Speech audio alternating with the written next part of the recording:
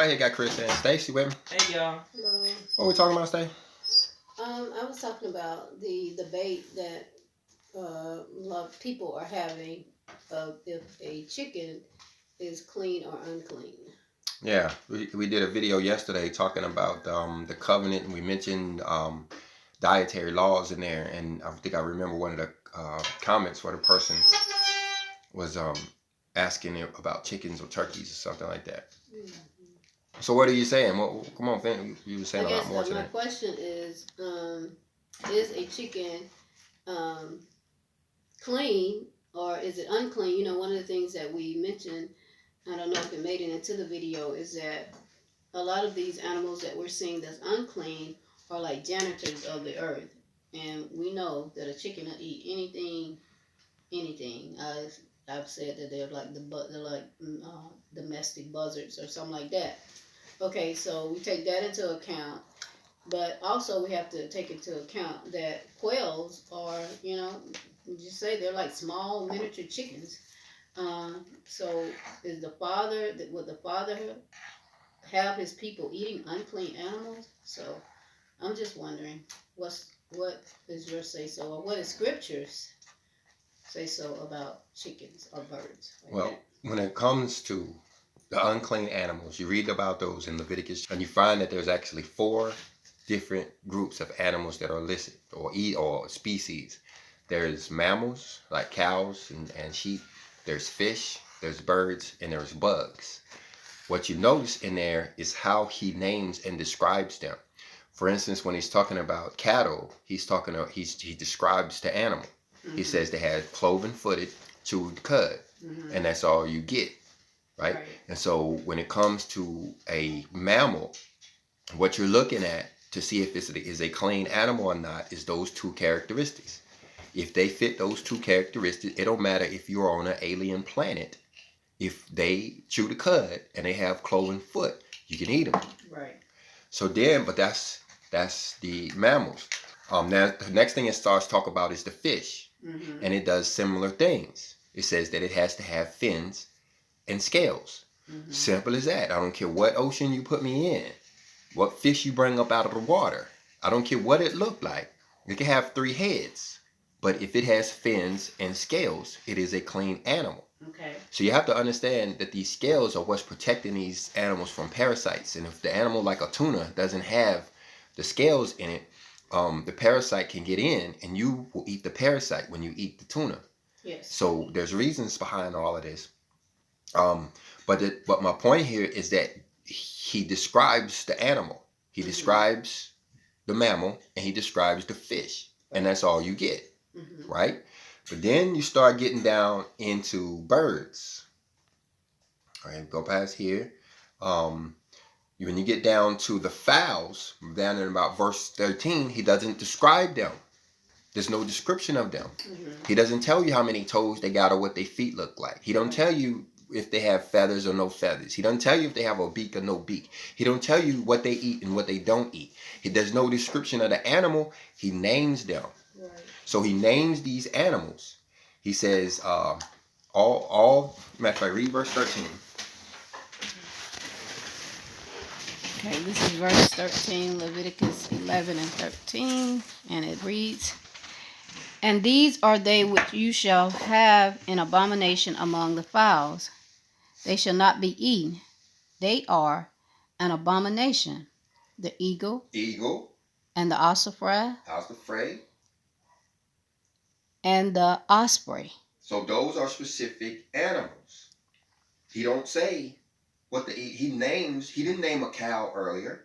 He didn't name a sheep earlier. He just described them. But here he's talking about birds. He didn't name a tuna earlier. He didn't name a catfish. And he didn't name a bass. He just told you what they look like. Okay. But when it comes to the bird, he's naming the birds. Now look how many of them he names.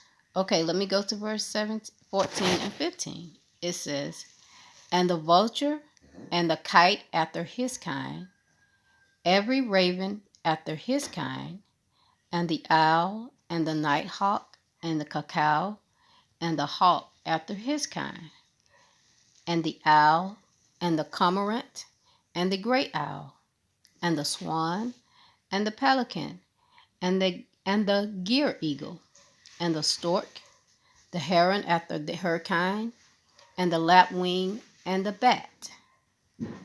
All fowls that creep, going upon all four, shall be an abomination unto you. Now notice that they are named. And so you can go in and you can look up the names of each one of these animals. He doesn't leave it as generality, so you can just throw in any bird you want and say a chicken eats this, so it's unclean. That ain't how this works. We can't just make up stuff. Chicken is not on the list. Turkey is not on the list. Now go to the next one, which is bugs. You see that when it starts talking about bugs? Okay. Again, he names the bug.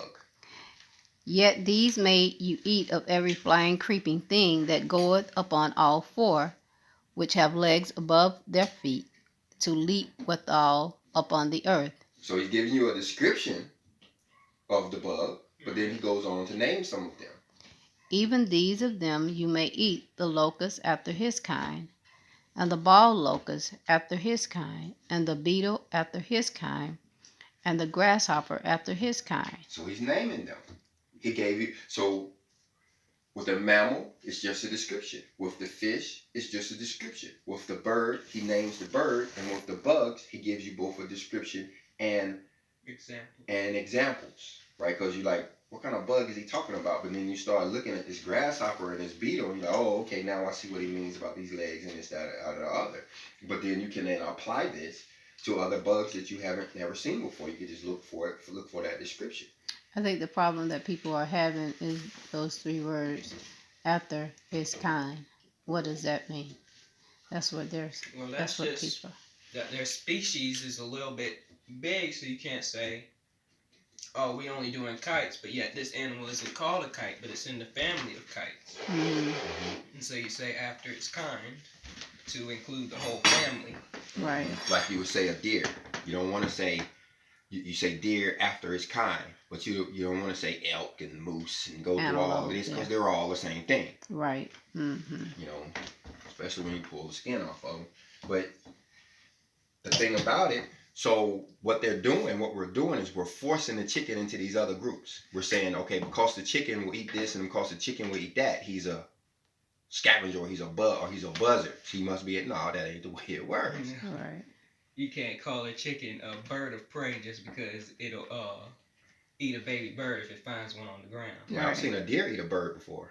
Yeah, I remember you said that. But check this out. The question is, can they breed? Can you breed a chicken and a vulture? They ain't the same animal. Right. If you can't breed them together, they're not of the same kind. I can breed a deer and a moose. I don't know what it's going to look like. But I could take the semen of a male deer and put it in a female moose, and we're about to find out. Now, of course, that goes back to, might be crossing some lines we won't necessarily want to do. Yeah. But the point is, you can't just make up stuff. And so people are trying to trick you. Mm-hmm. You got somebody behind the scenes. We don't know who it is.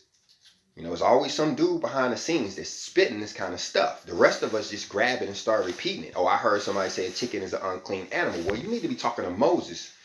You need to find what Moses said, else these people are going to lead you astray.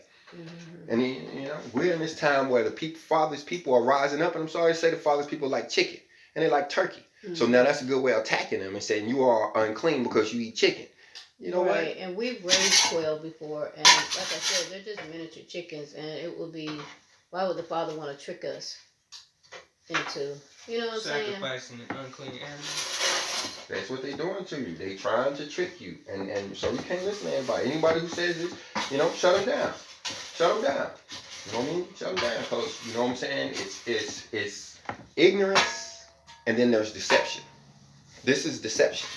Somebody's trying to do this to deceive you, to deceive us. Mm-hmm. Because What's the point of saying that chicken is unclean if it's not named in the Bible? It's not named. He goes to the point of naming these animals specifically. I never paid close attention to that, but how in certain groups he just gave the characteristics of them, and then other groups he went and specifically named all the animals. And then for the ones that you're a little bit confused on, the mammals that you're confused on, he names them. Mm-hmm. The camel, mm-hmm. the pig. It's like, wait a minute. Is the pig good or bad? Is the camel's toes look a little bit split there? No, they ain't. That's why he puts it in there and says camel is an unclean animal. Mhm. You know, but you can go down there and look at that giraffe down, because that's what this boils down to. When you go down, when the ship hits the sand, the Walmart truck stop running, and you know go down to the Washington Zoo to find you some meat, which one are you going to choose? The gorilla or the giraffe? You better know your scripture so you know which one is going to kill you and infest you with diseases and germs, and which one is a clean animal that you're safe to eat. Yeah. Quit going by other people that will make up crap. You sit there, got a gorilla meat on Passover. Yeah, somebody sitting there, with a live alligator on the thing. You know what I'm saying? And they wonder why I don't want none. I'm good. I'm straight. You know. I ain't eating meat today. No, I'm fasting today. You know, I'm not gonna tell you about what you're eating, but I just don't want none. I'm good. You know what I mean? Well, anyway. Very informative. All right, y'all. Study the word. Leviticus 11. You want to know what to eat? Look at Leviticus chapter 11. And study for yourself. Study for yourself.